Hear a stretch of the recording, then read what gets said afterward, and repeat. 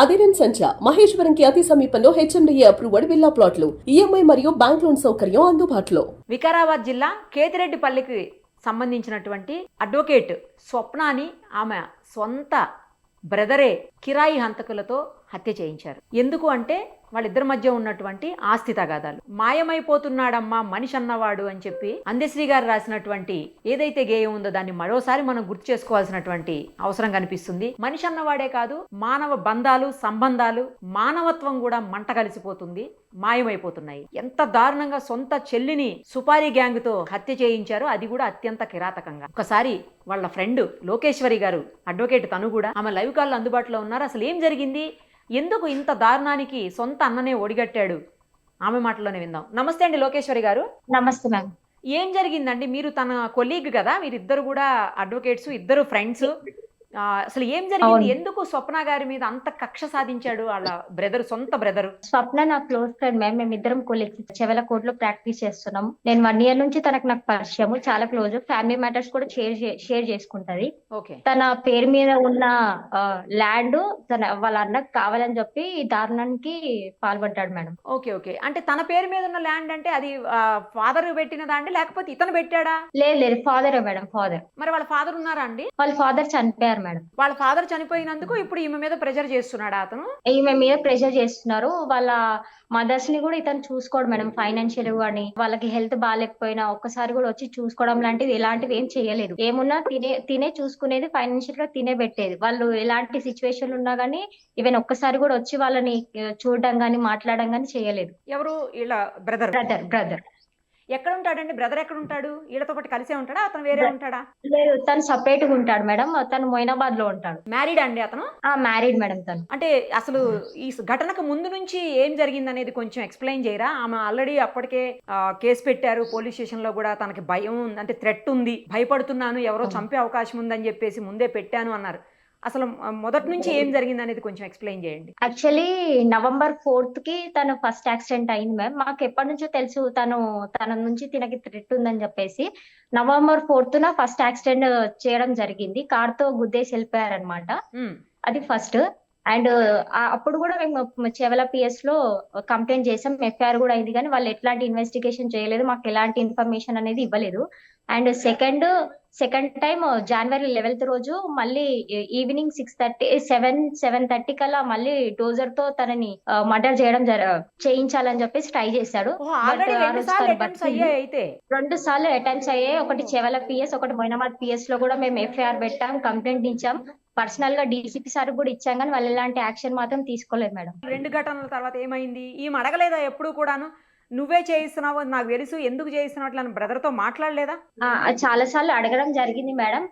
ఇద్దరం కాంప్రమైజ్ అయిద్దామని చెప్పేసి నేను ఎన్నో సార్లు అడిగినా కూడా తను ఒప్పుకోలేదు మేడం. ఎట్లయినా సరే ఏదో ఒక రోజు నేను కంపల్సరీ నేను చంపేస్తానని చెప్పి తను చెప్పాడు మేడం, అందరి ముందునే. ఇప్పుడు అంటే ప్రాపర్టీని మొత్తం ఈమె పేరు మీద పెట్టారా? వాళ్ళ ఫాదర్ లేకపోతే హాఫ్ ఈమెకి, హాఫ్ వాళ్ళ బ్రదర్ అట్లా పెట్టారా? యాక్చువల్లీ 20 acres వరకు వాళ్ళకు ఉండే మేడం. దాంట్లో 15 acres వరకు వాళ్ళ బ్రదర్ కే ఉండే. ఒక 5 acres వీళ్ళ పెద్దమ్మ, అంటే వాళ్ళ నాన్నకి 2 wives. వాళ్ళ పెద్దమ్మకి పిల్లలు లేక వాళ్ళ పెద్ద వైఫ్ కి ఇచ్చారనమాట. ఈ బ్రదర్ ఎవరైతే ఉన్నారో వాళ్ళ పెద్దమ్మని ఎవరికి తెలియకుండా తీసుకెళ్లి నీకు వేలు చేయిస్తాను, గోల్డ్ చేయిస్తానని మాయమాటలు చెప్పి తన పేరు మీద ఉన్న ల్యాండ్ ఇతను చేసుకున్నాడు. తినకి 1 month తర్వాత ఈ అమ్మాయికి స్వప్న అనే అడ్వకేట్ కి తెలిసిన తర్వాత RDO MRO సార్ దగ్గరికి వెళ్ళి, MLA సార్ వాళ్ళందరి దగ్గరికి వెళ్ళి రిక్వెస్ట్ చేసి ఇట్లా చేయడం జరిగింది సార్, మీరు న్యాయం చేయండి అంటే అక్కడ ఉన్న MRO RDO వాళ్ళందరూ మళ్ళీ తన పేరు మీద నుంచి వాళ్ళ అమ్మ పేరుకి చేయడం జరిగింది. అక్కడ వాళ్ళ ఊరు ప్రజలు ఏమన్నారంటే, ఎప్పుడు మీ అమ్మ వాళ్ళ పేరు మీద ఎప్పుడు ఉన్నా కానీ మీ వాళ్ళ బ్రదర్ ఇలాగే చేస్తారు, బెటర్ నీ పైన చేసుకో అని చెప్పి ఊరు పెద్ద మనుషులందరూ కలిసి తిన పేరు మీద చేయడం జరిగింది మేడం. ఆ ల్యాండ్ ఎంత అండి? అది 3 acres ఉంటది మేడం. 3 acres 20-30 గుంటాస్ ఉంటది. ఇప్పుడు తన దగ్గర ఉన్న ల్యాండ్ కూడా తనకి ఆల్రెడీ 9 acres వరకు ఉంది మేడం. అంతున్నా కూడా తన దగ్గర ఉన్న ల్యాండ్ కావాలని చెప్పేసి తను ఈ దారుణానికి పాల్పడ్డాడు మేడం. మరి ఇప్పుడు ఈమె దగ్గరే తక్కువ ఉంది కదా, నిజానికి అతని దగ్గరే ఎక్కువ ఉంది కదా అసలు. కానీ ఇది కూడా అతనికి కావాలని చెప్పేసి ఇదంతా చేశారు మేడం. వాళ్ళ మదర్ అండి, వాళ్ళ మదర్ వాళ్ళ మదర్ పేరుతో ఏం లేదు. వాళ్ళ మదర్ హౌస్ వైఫ్. తను చాలా ఓల్డ్ ఏజ్ ఆమె. తనకేం చేత కాదు, మొత్తం తినే చూసుకునేది. వాళ్ళకి హెల్త్ ఇష్యూస్ అయినా వాట్ ఎవర్ ఏదైనా పెద్దమ్మని వీళ్ళ మదర్ని ఇద్దరిని కూడా ఈవిడే చూసుకునేవాళ్ళు, స్వప్నాని. ఈమెనే చూసుకునేది. వాళ్ళన్న ఎప్పుడు కూడా వచ్చి చూడడం గానీ చేయడం గానీ ఎలాంటివి ఏం జరగలేదు మేడం. ఆ రోజు ఏం జరిగిందండి? తను కోర్టుకు వచ్చారా అసలు? ఆ రోజు రాలేదా? కోర్టుకే రాలేదా? కోర్టుకే రాలేదు madam. Actually land 1 acre land అమ్మి తను మ్యారేజ్ చేసుకుందామని అనుకుంది. ఆ, అదే సర్వే చేయించడానికని మార్నింగ్ వెళ్ళింది. మార్నింగ్ వెళ్ళి అంతా సర్వే చేయించిన తర్వాత ఇంటికి వచ్చే రిటర్న్ లో ఇదంతా జరిగింది మేడం. దారిలో వస్తూ ఉండగా జరిగింది. ఆ ఇంకా స్టార్ట్ అవుతాం అనే టైంలో వాళ్ళ బ్రదర్ వేరే వాళ్ళని పంపించి, ముగ్గురిని పంపించి ఇట్లా మర్డర్ చేయించాడు మేడం. ఎంత ఉంటదండి 1 acre ల్యాండ్ అక్కడ ఆ ఏరియాలో? ఎందుకు అంత అక్కడ 3 crores ఆర్ 5 crores అట్లా పోతుంది మేడం. చాలా వ్యాలిడ్ ల్యాండ్ అన్నమాట అయితే. Yes madam. ఎక్కడ అందుకని కరెక్ట్ గా ఎక్కడ ఉంటది ల్యాండ్? కరెక్ట్ కేతిరెడ్డిపల్లి విలేజ్ లోనే ఉంటది మేడం. అది రోడ్డుకు ఉంటది మేడం వాళ్ళ పొలం మొత్తం. వాళ్ళ ఫాదర్ సెల్ఫ్ ఎక్వైర్డ్ అండి, లేకపోతే యాన్సిస్టర్స్ దాది? వాళ్ళ ఫాదరే మేడం. వాళ్ళ ఫాదర్ కష్టపడి సంపాదించిన భూమి అతను. ఆన్సిస్టర్ వాళ్ళది అదేం లేదు మేడం. సెల్ఫ్ ఎక్వైర్డే. సెల్ఫ్ ఎక్వైర్డ్ అయినా కూడా అతనికి ఎక్కువ పెట్టారు, ఈమెకు తక్కువ పెట్టారు. అది సరిపోలా. అది సరిపోలేదు. తిన దగ్గర ఉంది కూడా నాకు కావాలి, నీకేంటి అమ్మాయివి, నీకెందుకు అని చెప్పి చులకన చేయడం కూడా చాలా సార్లు జరిగింది మేడం. తనని కొట్టాడు కూడా చాలా సార్లు. చాలా కంప్లైంట్స్ జరిగాయి. చాలా పిఎస్ఎల్కి వెళ్ళింది కానీ ఎవరు ఎలాంటి న్యాయం మాత్రం చేయలేదు మేడం తనకి. ఈవెన్ తనతో పాటు నేను కూడా చేవెల పిఎస్కి వెళ్ళాను, మొయినాబాద్ పిఎస్కి వెళ్ళాం. మా కోర్టు నుంచి మా బార్ అసోసియేషన్ చేవెల అందరం అడ్వకేట్స్ అందరం కలిసి వెళ్ళాము, అడగడం జరిగింది. కానీ పోలీస్ వాళ్ళు మాత్రం ఎలాంటి ఇన్ఫర్మేషన్ అనేది మాకు ఇవ్వలేదు మేడం. పోలీస్ వాళ్ళు కూడా తనకి చాలా ఫేవర్ గా ఉన్నారు మేడం. తనకి థ్రెట్ ఉంది, నాకు పోలీస్ ప్రొటెక్షన్ ఇవ్వండి అని చెప్పి మేము వెళ్ళి ఈవినింగ్ 7:30, 8, 9 వరకు పిఎస్ లో ఉండడం కూడా జరిగింది. కానీ డీసీపీ సార్ గానీ ఎస్ఐ సార్ గానీ ఎవరు ఎలాంటి యాక్షన్ అయితే తీసుకోలేదు మేడం. ఒకవేళ వాళ్ళు ఆ రోజు యాక్షన్ తీసుకుని ఉంటే ఈ రోజు స్వప్న ప్రాణాలతో ఉండేది మేడం. ఈవెన్ ల్యాండ్ పోయినా గానీ పెద్ద మనుషుల సమక్షంలో కూర్చొని మాట్లాడినా ల్యాండ్ పోయినా తన ప్రాణాలతో మిగిలి ఉండేది. ఫస్ట్ వాళ్ళు ఆమె ఎప్పుడైతే 2 సార్లు అటెంప్ట్స్ అయినాయి మీద అప్పుడే కంప్లైంట్ చేసింది కదా, ఆ టైంలో యాక్చువల్లీ ఇన్వెస్టిగేషన్ అనేది చెయ్యలేదు మేడం. కాల్ చేసి అడగడం గానీ, కాల్ చేసి రమ్మడం గానీ ఏం జరగలేదు. అసలు పిఎస్ కి కూడా వాళ్ళని పిలిపించలేదు మేడం ఈ పోలీస్ వాళ్ళు. కాల్లోనే చుట్టాలకు ఫోన్ చేసి మాట్లాడినట్టు మాట్లాడారు కానీ తనని పిలిచి ఇన్వెస్టిగేషన్ అనేది ఆన్ రికార్డ్ కెమెరా అనేది ఏం చెయ్యలేదు మేడం. అసలు పోలీస్ వాళ్ళు మొత్తం ఎవరైతే హంతకుడు ఉన్నాడో తనకి చాలా ఫేవర్ గా ఉన్నారు మేడం. అతను ఏం చేస్తాడండి? అతను రియల్ ఎస్టేట్ చేస్తారంట మేడం. వీళ్ళిద్దరు ఓన్ బ్రదర్సే కదా, ఓన్ సిస్టర్ బ్రదరే కదా, అంటే ఓన్ బ్రదరే కదా ఇతను? లేకపోతే ఇద్దరు వాళ్ళ నాన్నగారికి 2 వైఫ్లు అన్నారు కదా, అందుకని డౌట్ వచ్చింది నాకు. అవును లేదు own sister madam. Own sister. ఒక తల్లికి పుట్టిన వాళ్ళ వీళ్ళు.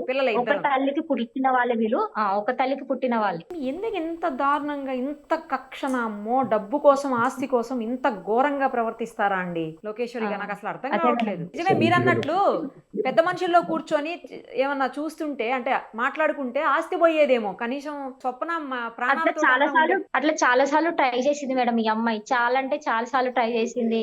ఎమ్మెల్యే దగ్గరికి వెళ్ళింది, చాలా మంది దగ్గరికి వెళ్ళి మన ఇద్దరం కాంప్రమైజ్ అయి ఉందాము, మంచిగా ఉందామని చెప్పి తిను చాలా రిక్వెస్ట్ చేసింది. కానీ లేదు, నీ దగ్గర ఏం ఉండదు, నువ్వు చనిపోవాలని చెప్పి తను మెంటల్ గా ఫిక్స్ అయిపోయాడు మేడం. నీ దగ్గర ₹1 కూడా ఉండదు, నీకేం తగ్గొద్దు, నువ్వు ఆడపిల్లవు, నువ్వు వెళ్ళి ఎక్కడైనా చచ్చిపో అన్నట్టు మాట్లాడేవాడు మేడం. చాలా చులకనగా చేసి మాట్లాడేవాడు వాడు. చాలా దారుణం అండి. పోలీసులు గనక కరెక్ట్ గా యాక్షన్ తీసుకొని ఉంటే ఇవాళ ఆవిడ ప్రాణాలతో ఉండేది. కనీసం అట్లీస్ట్ ఇప్పటికైనా సరే పోలీసులు సరైన రీతిలో స్పందించి ఖచ్చితంగా ఏం జరగాలో అది జరిగితే కోర్టులో న్యాయం అనేది ఈమెకైతే 100% దొరుకుతుందని చెప్పి ఆశిస్తామండి. మీరందరూ బాయ్కాట్ చేసి అంటే కోర్టుని బాయ్కాట్ చేసినట్టున్నారు. మీరంతా బాయ్కాట్ చేసి బయట ధర్నా చేస్తున్నట్టున్నారు. మేము ఒక 8 days 9 days వరకు బాయ్కాట్ చేస్తున్నాము తనకు న్యాయం జరగాలని చెప్పి. ఎందుకంటే పోలీస్ వాళ్ళు కూడా వాళ్ళకి ఫేవర్ గా ఉన్నారు కదా మేడం. అదేలేండి. సో అందుకని బాయ్కాట్ చేయాలని చెప్పి మేము నిర్ణయించుకున్నాము.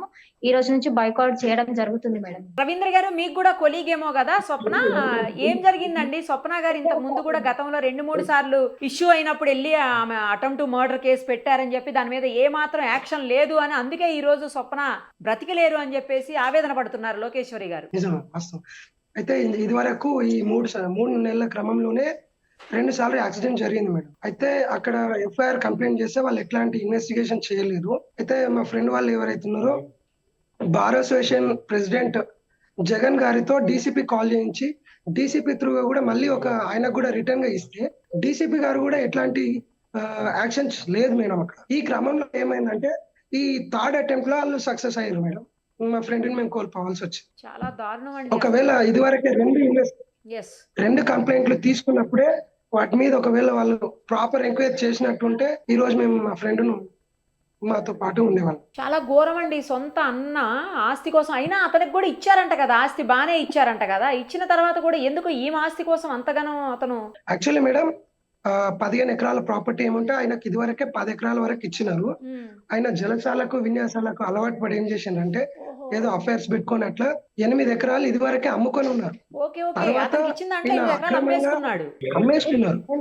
అయితే ఎవరైతే ఈయన దొంగతనంగా వాళ్ళ అమ్మని తీసుకెళ్లి రిజిస్టర్ చేసుకున్న 4 ఎకరాలు ఫర్దర్ గా ఏవైతే చేసుకున్నారో అది క్యాన్సిలేషన్ చేయించి మళ్ళీ వాళ్ళ అమ్మ పేరు మీదకి చేపించి ఆ తర్వాత తన పేరు మీదకి చేపియడం జరిగింది. ఏది ఎమ్మెల్యే త్రూగా అదంతా చాలా కష్టపడి తన పేరు మీద ఉన్న ల్యాండ్ ఏదైతే ఇప్పుడు దానికి ఏం చేశారంటే దానికి ఏదైతే ఉందో ఆ ల్యాండ్ ఈమె పేరు మీద ఉన్నది కాబట్టి మళ్ళీ ఇక ఖచ్చితంగా వాళ్ళు టార్గెట్ చేసి ఎట్లనన్నా ఈమెను లేపేస్తే ఈమె పేరు మీద ఉంది కాబట్టి. అయితే రీసెంట్ గా ఆమెకు మార్చిలో పెళ్లి ఫిక్స్ అయి ఉన్నది మేడం. పెళ్లి మార్చిలో పెట్టుకొని ఉన్నారు. అయితే పెళ్లి కంటే ముందే ఎట్లనన్నా అంతమొందించాలన్న పట్టుదలతో వాళ్ళు ఖచ్చితమైన ప్లాన్ వేసి గత 3 సంవత్సరాలుగా ఈ ప్లాన్ అమల్లో ఉన్నది మేడం. వాళ్ళు ఖచ్చితమైన ప్లాన్ తోటే ఈ దానికి పోలీస్ వాళ్ళ సహకారం కూడా కొద్ది వరకు ఉన్నది మేడం. కానీ అసలు పెద్ద పెద్ద ప్లేసెస్లో సుపారీ గ్యాంగులు, ఈ కిరాయి గ్యాంగులు అంతకులను చూస్తుంటామండి. చిన్న చిన్న పల్లెటూళ్ళకి పట్టణాలకు కూడా ఈ వ్యవస్థ వ్యాపించిందంటే దారుణం అండి అసలు. రవీంద్ర గారు, జనరల్ గా ఏంటంటే మేడం అది మొయినాబాద్ ఏరియాలో ఫామ్ హౌస్లు కానీ సినీ ఇండస్ట్రీకి సంబంధించిన పెద్ద పెద్ద వాళ్ళ ఫామ్ హౌస్లు వీళ్ళ ల్యాండ్స్ పక్కకెళ్ళే ఉన్నాయి. లైక్ జగపతి బాబు లాంటి పెద్ద పెద్ద వాళ్ళు. సో చాలా డిమాండ్. ఒక 5 నుంచి కనీసం 5 నుంచి 6 కోట్ల మధ్యలో వాల్యూ ఉన్నది మేడం. ఈ క్రమంలో ఆయన ఒకవేళ జలసాల కోసం అమ్ముకున్నప్పుడు ఏదో 10 లక్షలు 20 లక్షలకు అమ్ముకొని ఉంటారు. ఈ రోజు అంత మొత్తంలో 4.5 ఎకరాలు అంటే దాదాపు 20 కోట్ల ప్రాపర్టీ దగ్గర. సో ఆ లెక్కల్లో వాళ్ళు ఏంటంటే ఖచ్చితమైన ప్లాన్ మేడం. తను 3 సంవత్సరాలుగా మాతోనే ప్రాక్టీస్ చేస్తుంది, మాతోనే ఉంటున్నారు. మేము చాలా చక్కగా పని చేసుకునేటోళ్ళం. ఇండిపెండెంట్ గా కూడా మేము ప్రాక్టీస్ చేస్తున్నాం. మేము ఆఫీసు స్టార్ట్ చేసే క్రమంలో ఇలాంటి దురదృష్టవశాత్తుగా మేము కోల్పోవడం జరిగింది. ఇప్పటికైనా సరే పోలీసులు స్పందించి సరిగ్గా మనకి ఛార్జ్ షీట్ అది ఫైల్ చేసి 100% నేరస్తులకు శిక్ష పడేలాగా చేస్తారని చెప్పేసి ఆశిద్దామండి. పోతున్నాం మేడం. ఇప్పుడు కూడా డీసీపీ ఆఫీస్ ముట్టడికి వెళ్తున్నాం. నిన్న కూడా డీసీపీ గారు చాక్ తో గొంతుకొచ్చిరని మేము చెప్తే డీసీపీ ఆఫీస్ లో 100 మంది సమక్షంలో రాయితో కొట్టిరంట అని మాట్లాడతారు. తాళం తీయమని చెప్పేస్తే లాక్కునే క్రమంలో ఏదో తగిలి కింద పడి గొంతు గీరకపోయింది అనే క్రమంలో మాట్లాడతారు. పోస్ట్ మార్టం రిపోర్ట్ వస్తుంది కదండి, అది రాయి గీరుకుపోయిందా లేకపోతే కావాలని చెప్పేసి కోసారా తెలుస్తుంది కదా. అది రాకముందే వాళ్ళు చాలా ప్రీ ప్లాన్ గా చాలా పోలీసు వాళ్ళు కూడా ఎక్కువ మొత్తంలో సహకరించినట్టుగా ఉన్నాయి. పోలీసు వాళ్ళ మీద కూడా మాకు ఖచ్చితమైన ఆందోళన ఉన్నాయి. మా ఫ్రెండ్ మీరు పై స్థాయి అధికారులను కలవండి. కింది స్థాయిలో జరగొచ్చేమో కానీ పై స్థాయిలో అలా జరగదు కాబట్టి పై స్థాయి అధికారులను కలవండి. అప్పుడైతే మీకు ఖచ్చితంగా న్యాయం జరుగుతుంది ఈ అమ్మాయికి. మేడం మేము ఒక ఎజెండా పాస్ చేసుకుంటున్నాం. మా పెద్దోళ్ళు కూడా మా మూకుమ్మడిగా 100-150 మంది మేము అందరం కూడా ఇప్పుడు కార్యాచరణ రూపొందించుకుంటున్నాం. 1 వీక్ 5 to 13 వరకు మేము ఒక బైకాట్ అయితే తీసుకున్నాం. ఈ క్రమంలో రోజుల వారీగా సకల బార్ల నుంచి మేము పిలుచుకొని ఒక ఎజెండా పాస్ చేసుకుని మేము ఖచ్చితంగా అప్రోచ్ అవుతాం మేడం. మీరు సైబరాబాద్ లిమిట్స్ వస్తుందా అండి? సైబరాబాద్ వస్తుంది. ఫ్యూచర్ సిటీ అయింది ఇక్కడ. ఫ్యూచర్ సిటీకి వస్తుందా మీది? ఓకే. ఇంత ముందు సైబరాబాద్ ఉండిందేమో, ఇప్పుడు ఫ్యూచర్ సిటీకి వెళ్ళింది. ఓకే. సరే అండి, తనకి న్యాయం జరగాలి అని హంతకులకి అలాగే నేరస్తులకి కఠినమైన శిక్షలు కోర్టు పరంగా న్యాయపరంగా పడాలని చెప్పేసి ఆశిస్తున్నానండి. థ్యాంక్స్ అండి. Thank you so much. ధన్యవాదాలు.